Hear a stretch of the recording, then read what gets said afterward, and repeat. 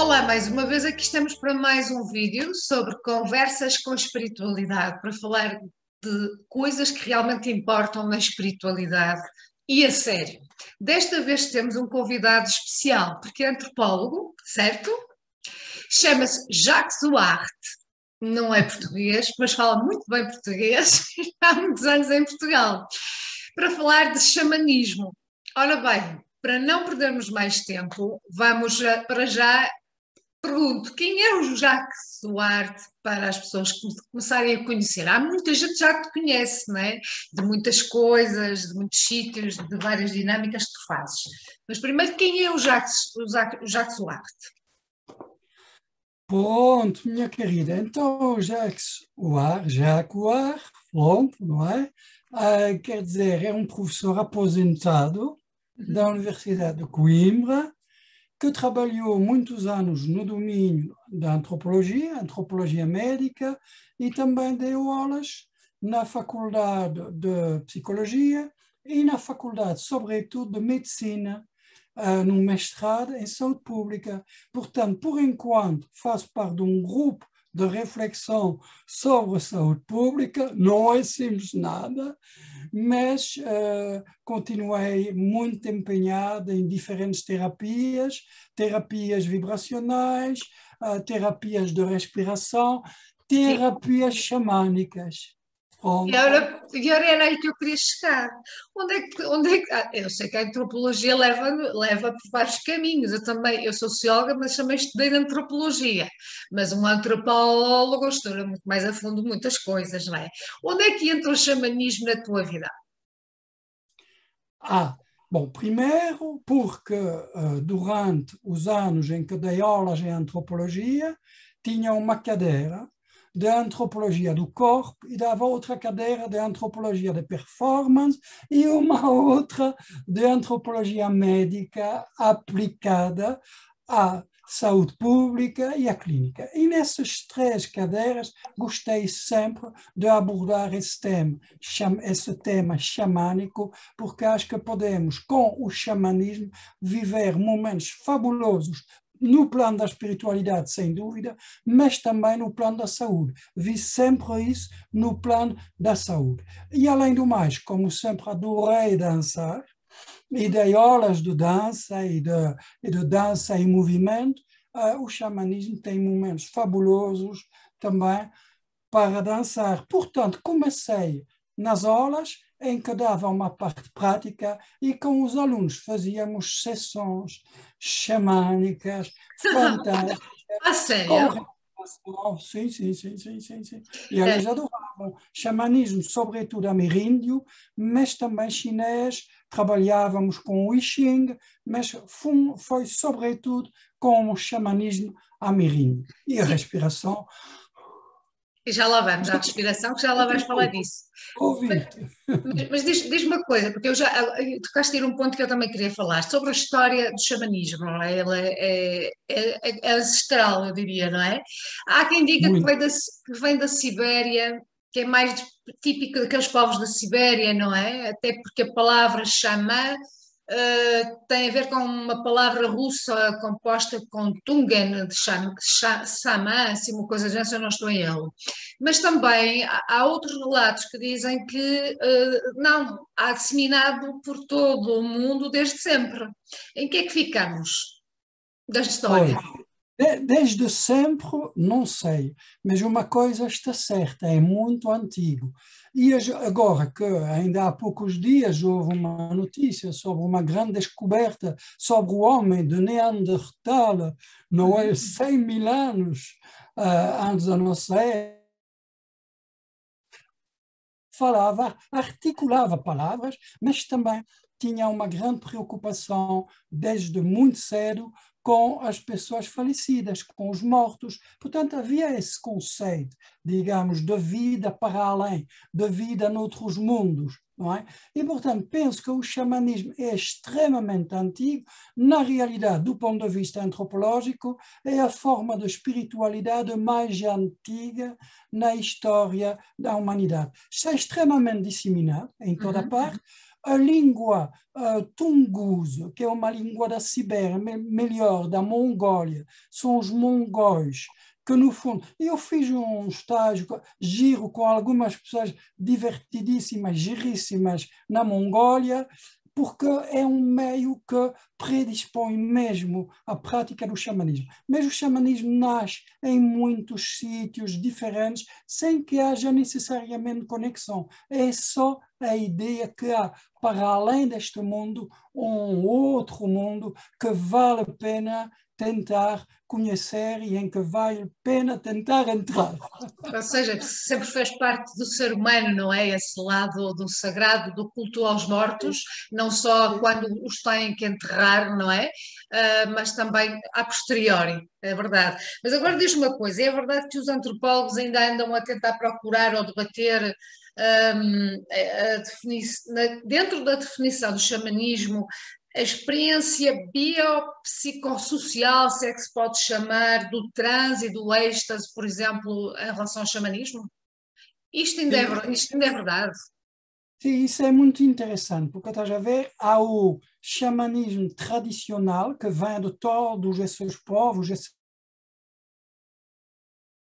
etnias espalhadas pelo mundo, há isso, mas também há aplicações modernas, recentes, do xamanismo, que vai buscar alguns desses elementos do xamanismo tradicional e contextualiza, isto é, adapta às nossas condições de vida, Realidade. particularmente na antropologia médica, não é? Portanto, há uma grande reflexão, claro, que continua, porque houve também aproveitamentos menos felizes do xamanismo. Há xamanismo, há práticas e trabalhos de terapia xamânica muito desigual e temos que ter um certo cuidado com Mas isso. isso é que é importante desmistificar aqui, por isso existem estas conversas com espiritualidade, para falarmos do que é separar o trigo do joio.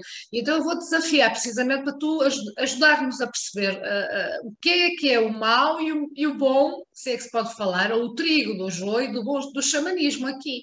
Que práticas? Dá-me um exemplo ou outro se puderes fazer isso.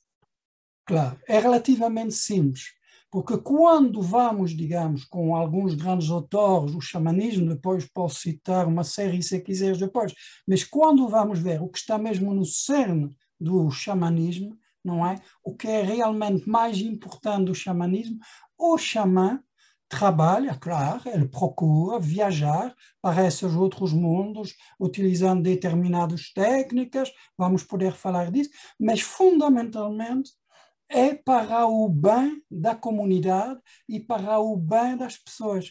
E quando vemos alguém que se diz xamã, mas que sentimos que está a ser, sobretudo, a priori, fundamentalmente interessado pelo dinheiro e por ganhar poder sobre as outras pessoas, está completamente errado.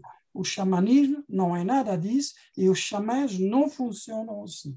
Infelizmente isso verifica-se em tantas áreas da espiritualidade, não é? Tantas, Exatamente. E das tantas. terapias, de todas as terapias. É verdade, é verdade. Então fala-me lá, o que é o xamanismo em si, né, na prática, porque envolve, segundo os conceitos e aquilo que eu conheço, mas eu sou muito mais curiosa em conhecer ainda mais, ok? Porque sigo dentro de mim também algo que me chama para isso. Mas pergunto-te, porque o xamanismo é magia, é ao mesmo tempo práticas mágicas, religiosas, animistas, é ao mesmo tempo uma filosofia, quer dizer que é algo que se entra em transe, implica uma transmutação, a vivência dos corpos físicos com o lado espiritual, o que é no fundo no meio deste caldo todo, ou se é isto tudo ou se não é nada disto. Eu diria que pode haver um ou outro aspecto do que citaste, que faz parte do xamanismo, mas o xamanismo não é fantasia, não é magia. Por exemplo, um dos grandes autores mais importantes na produção de obras científicas sobre o xamanismo, que era antropólogo, mas também tornou-se xamã, que é Michael Harner. Depois, ele disse, olha, à primeira vista, para muita gente, pode ser exatamente um tanto surpreendente, quase virado para a magia e tudo isso. Mas quem praticou o xamanismo, realmente experimentou, experienciou, sabe que não é nada disso. O xamanismo utiliza algumas técnicas e depois tenta realizar essas viagens para outros mundos, tentando obter o apoio de aliados. Aliados, fundamentalmente, para os xamãs, são os animais de poder. Não é? Era isso que eu ia falar também. Pronto, vamos falar disso depois. Pronto. Mas quer dizer, portanto, depois, ele tenta sempre, no xamanismo há sempre a base, é que a espiritualidade não se desliga da harmonia com a natureza, com os animais, com os seres sencientes, como dizem atualmente os budistas. Para o xamã é tentar reencontrar os grandes equilíbrios, as grandes harmonias com essa energia fantástica. Por exemplo, os ameríndios chamam Wakan Tanka. Não é uma divindade, não é uma divindade, mas é claro, alguns já fazem disso, enfim, procuram, algumas pessoas procuram cristianizar, por exemplo, um pouco o xamanismo, etc. Não, não é assim. O xamanismo parte da natureza, parte do corpo, parte da respiração, parte de todas essas vibrações, essas energias muito materiais e depois, quer dizer, faz todo esse trabalho com uma série de técnicas para entrar nesses mundos em que ele vai buscar respostas, tanto para ele, como para as pessoas que os consultam, como para a comunidade. Quer dizer que esse lado da magia, do lado mágico, que o ser humano sempre gostou de encostar nestas questões do sagrado e do espiritual, como se fosse uma coisa assim quase inacessível, não é? Pronto, e que depois foi desvirtuando o conceito e ao longo dos tempos fez muita gente hoje, até muita gente tem, repele, não é? Determinadas coisas com medos e coisas que vêm colocadas pela cultura que se foi criando ao longo de séculos, não é? Essas práticas mágicas, basicamente, elas não são assim tão reais, não é? Ou são reais, mas não tão. Isto é, os xamãs não estão muito interessados nisso, não é? Exato. Eles tentam desenvolver o que podemos chamar de consciência xamânica, mas a consciência xamânica é uma consciência contrastada, porque, por um lado, fica com os pés bem assentes na terra. O xamã, quando entra no que chamaste de transe, êxtase, neste momento em que ele pode penetrar e ir buscar respostas no tal outro mundo, ou o mundo superior, ou o mundo inferior, mas não é o mundo normal. É um mundo, se quiser, mas eu tenho um pouco medo dessa palavra, porque as pessoas podem interpretar mal o mundo paranormal, mas não é bem, é simplesmente E espiritual, pode ser mundo espiritual. Sim, em que a consciência é diferente. Eles, de um lado, nunca perdem a presença, a consciência do lugar em que estão. Mas, simultaneamente, há uma outra parte dela que se transmuta, que se transforma, que se metamorfoseia, não é? Portanto, há essa outra parte. E ela, essa é que viaja e Então, entra em mundos em que há imagens, claro, há coisas fabulosas que se podem ver ou ter o sentimento delas. Não é o que ele vê, não é como na televisão. sim, Não sim. são imagens de televisão, percebe? Quando ele vê animais, não vê como no National Geographic. Mas É os olhos da alma, não é? Pelos olhos da alma, não é? sim, há esse lado, claro.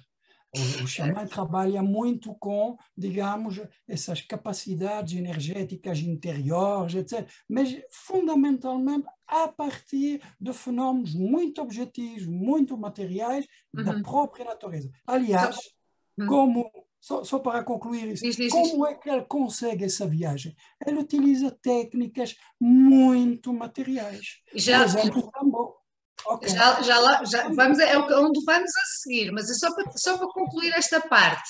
Portanto, pode-se dizer que são tomadas de consciência a vários níveis de consciência, não é? Há vários níveis de consciência, tomada de consciência. Sim, E é por aí que se pode dizer que vai o grande trabalho sim, de um xamã, não é? Ou não? sim. É isso?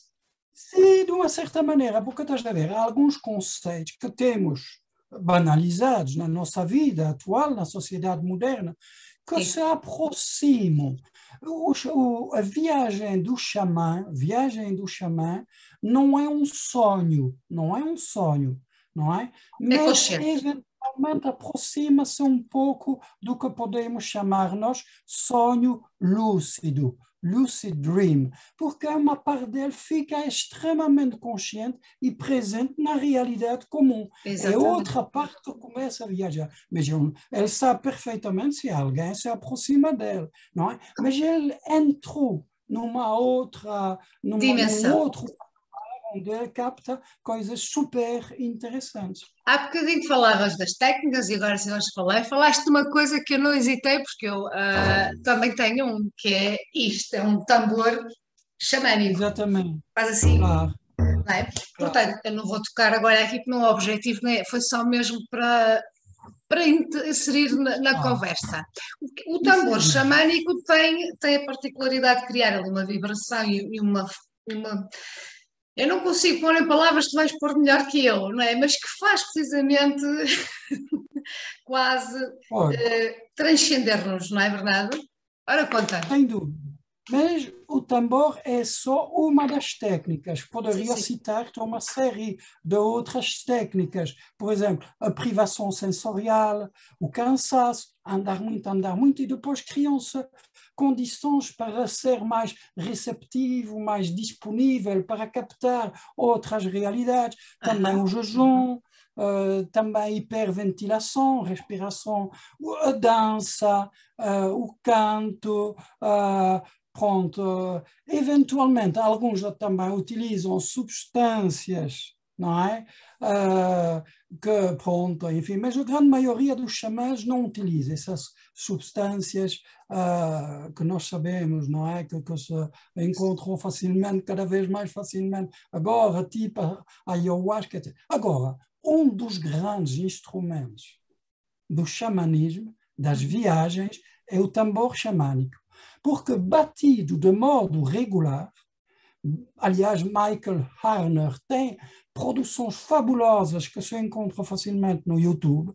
Portanto, ele bate mais de uma hora, sem parar, o tambor, sempre com a mesma frequência, porque essas frequências mudam a vibração, as ondas vibratórias no próprio cérebro. E em vez de estarmos, isso é fundamental, em vez de estarmos com o cérebro com ondas beta, que são as ondas, digamos, do interesse, da ocupação, da reflexão, não, entramos progressivamente nas ondas alfa, que são mais lentas, e sobretudo nas teta, que são as ondas que permitem produções oníricas, etc. Mas com essa ideia sempre, a consciência tem as duas facetas. Entram no mundo xamânico, na viagem xamânica, mas sabem muito bem onde estão.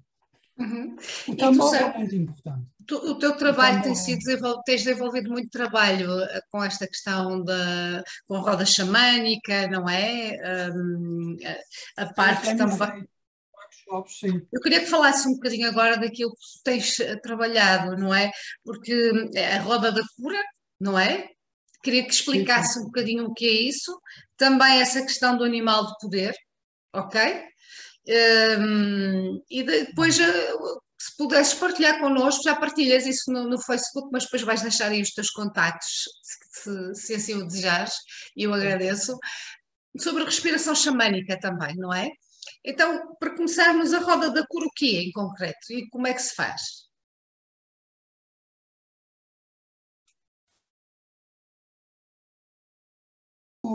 Não é? Os xamãs, portanto, partem de elementos muito materiais, orientam o seu trabalho, digamos, em função dos pontos cardeais, vão buscar alguns elementos da natureza, fundamentalmente ar, terra, água, fogo, não é? E a cada um deles, para cada um deles, há uma técnica de respiração que é interessante, estás a ver? Por quê? Porque elas dão a esses 4 caminhos que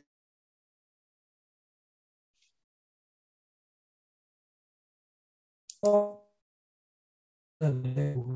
o caminho do norte, há o caminho do curandeiro, o sul, há o caminho do guia oeste, lado dos oceanos, e há o caminho do visionário, o lado este. E, portanto, quer dizer, elas têm diferentes elementos materiais. E, aliás, quando construímos nós, é muito giro, uma roda da cura, utilizamos pedrinhas para formar o círculo, porque o círculo é a figura simbólica central da roda da cura. E no meio do círculo está lá um objeto que representa, simboliza essa força extraordinária, energias fantástica do universo, do Wakantanka, desse ser que nós, por exemplo, com formas de espiritualidade mais ligadas, por exemplo, às nossas religiões ocidentais, iríamos divinizar, mas é essa força extraordinária que o centro da roda representa. É um objeto, desculpa lá, é um objeto qualquer ou, ou que tipo de objeto é? Desculpa. Olha, nisso há muitas variações, muitas escolhas possíveis. Por exemplo, eu quando trabalho com a roda da cura gosto de colocar uma chama, mas a chama é também o objeto que simboliza o visionário, a luz, não é? Leste, onde no fundo está digamos, toda essa luz que vem para nós nos viramos para o sol que se levanta, não é? Isto é, há diferentes figuras, digamos assim, o guerreiro, o curandeiro, o visionário, o guia, que no fundo representamos dentro da roda da cura para trabalhar um aspecto do mundo em que vivemos, eventualmente, da nossa sociedade, muitas vezes de nós, dentro de nós, ou uma projeção que queremos fazer para alguém que não está bem, está doente, para ajudá-lo, vamos buscar esses diferentes elementos. Muitas vezes, a tônica é colocada mais num elemento do que no outro. Quando sentimos que é uma pessoa que está a perder a capacidade de estar presente, a sua força interior, etc., podemos trabalhar muito com a figura do guerreiro, por exemplo. Quer dizer, há diferentes figuras em função disso. E, portanto, chegamos aqui também à questão do animal de poder.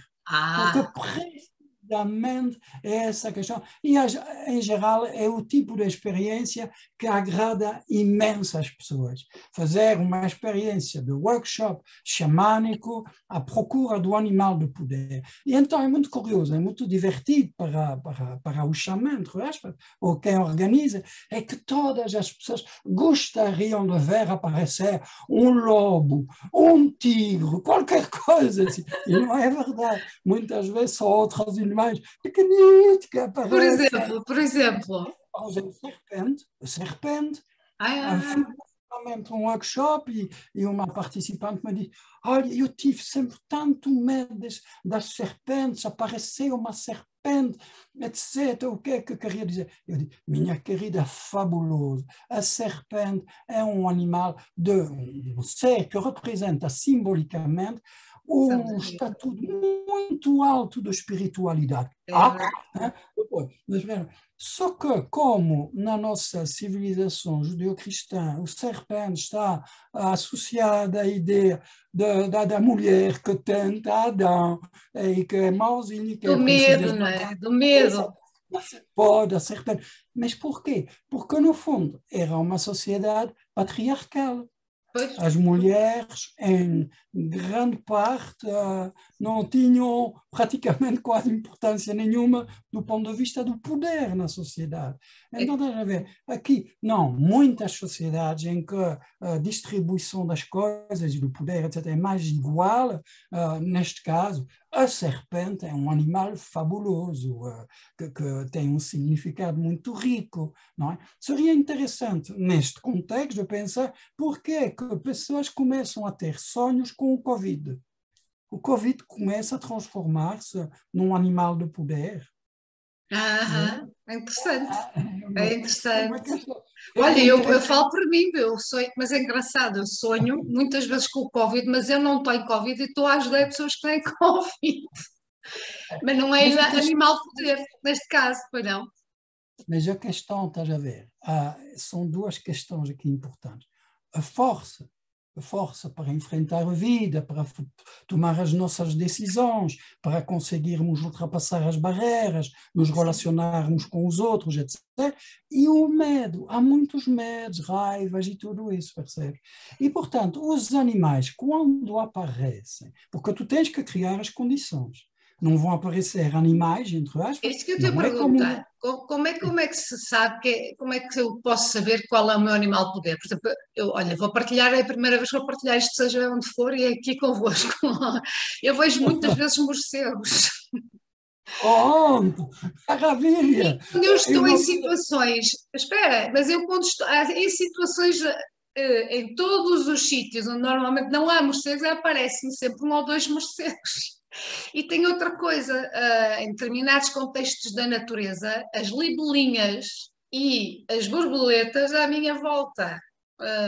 Mas eu não sei, a gente não pode ter só podemos ter um animal de poder, não é? Eu não posso dizer que isso Não, seja um animal de poder, não. podemos ter vários, Ah, podemos ter vários. E podemos ter outros seres que não são animais, como seres de poder, montanhas, rios, árvores. No xamanismo não são só os animais, mas as pessoas gostam dos animais e, portanto, procuram os animais de poder. A verdade é essa. Há um mito muito simples que vem da Grécia Antiga, não é? Que é o mito de Epimeteu, não é? Epimeteu, Zeus tinha pedido a Epimeteu de construir pequenas figurinas de barro e representar todos os seres vivos. Ele representou todos os animais e distribuiu todas as qualidades possíveis a essas pequenas figuras e esqueceu-se do ser humano. Prometeu, tentou compensar, tentou ir buscar, roubar o fogo aos deuses e não lhe saiu assim muito bem. Mas a verdade é que cada animal, em quase todas as culturas, os animais sempre simbolizam uma qualidade. Então, quando um animal aparece numa viagem xamânica para encontro de um animal de poder, estamos deitados de costas para baixo, fazemos uma respiração, ouvimos o batimento do tambor, focalizamos sobre a procura do animal de poder e pode, ou pode não.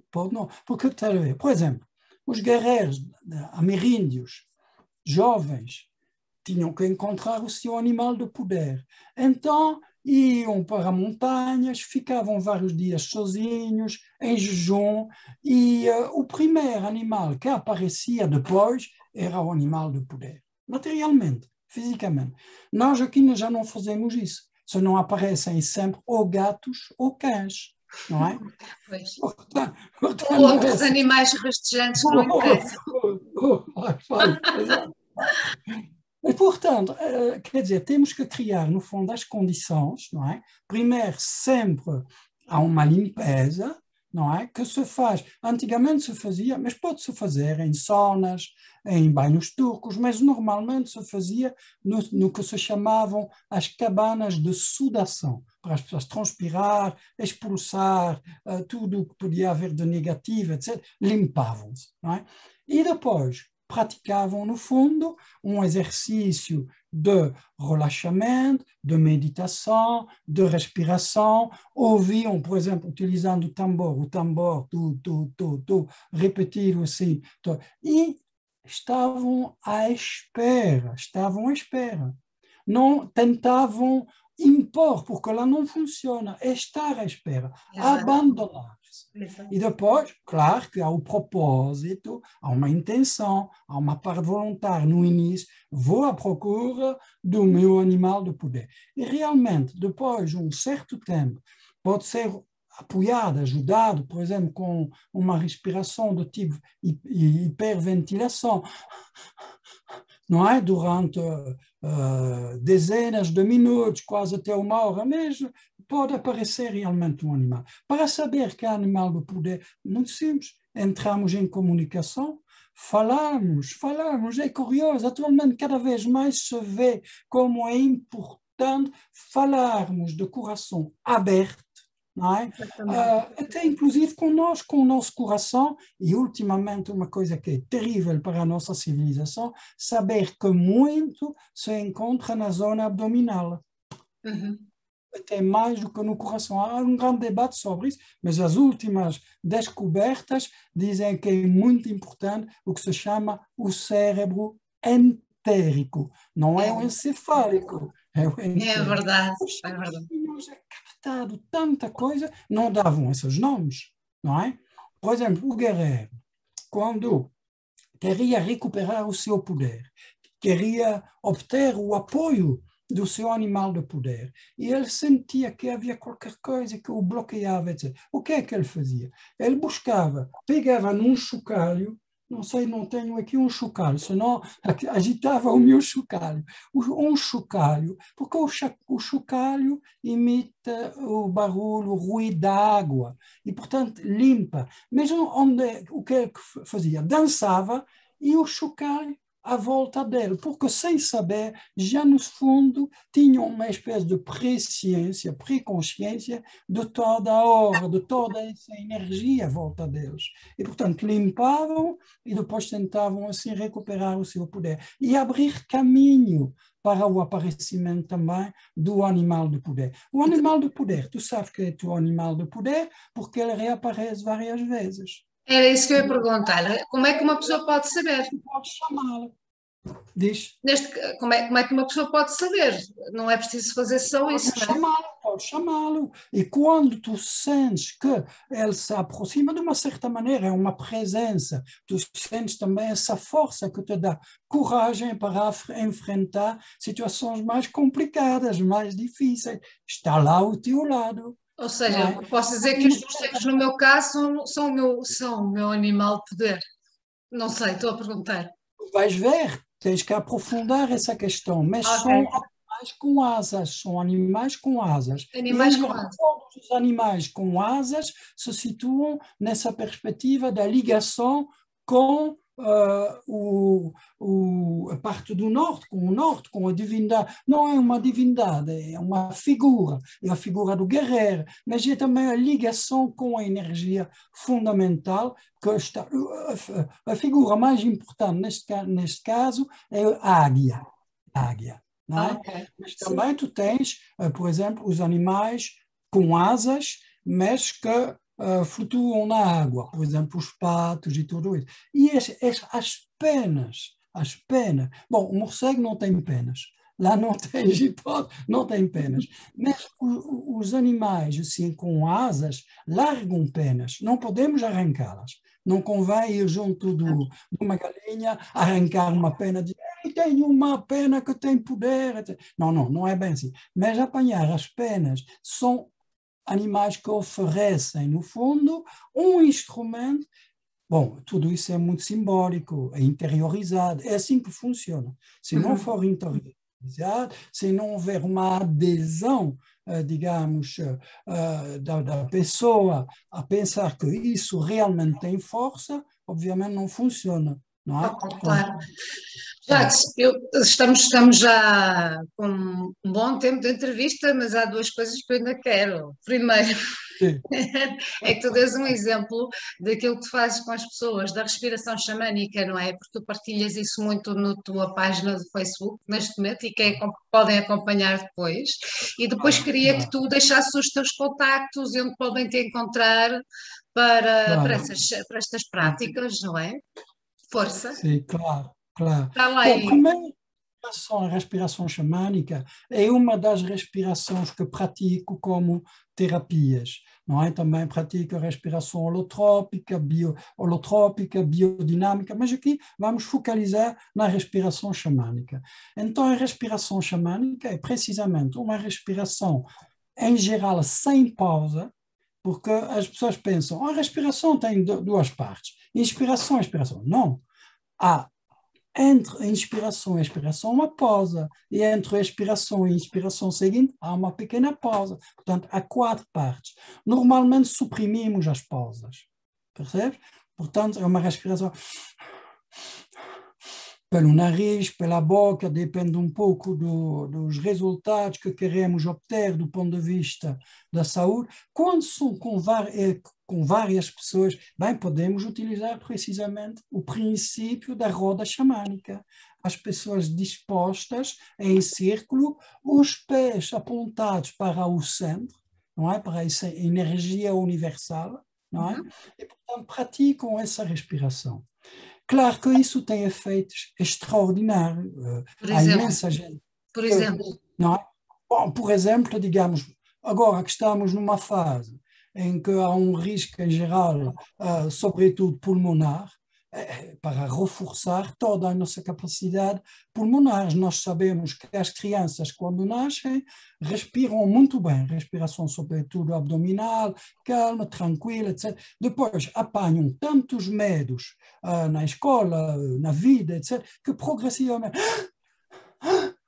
bloqueiam a respiração na parte superior do tórax e começam, como quase todas as pessoas nas nossas civilizações estudadas pelos antropólogos, as crianças até os 7 anos brincam, gritam no campo, em toda a parte. Aqui não, é o silêncio, ficar tranquilo e lá está, bloqueiam a respiração, não é? E conclusão, os músculos respiratórios vão ficar progressivamente atrofiados.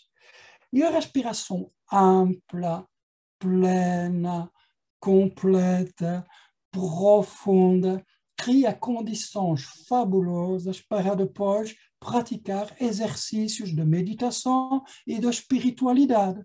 A respiração aqui xamânica é mais para criar as condições de disponibilidade, condições, digamos, de transe, de êxtase, digamos assim, para simplificar, que vão permitir, digamos, essa disponibilidade para receber imagens, mensagens, no fundo, realizar a tal viagem xamânica.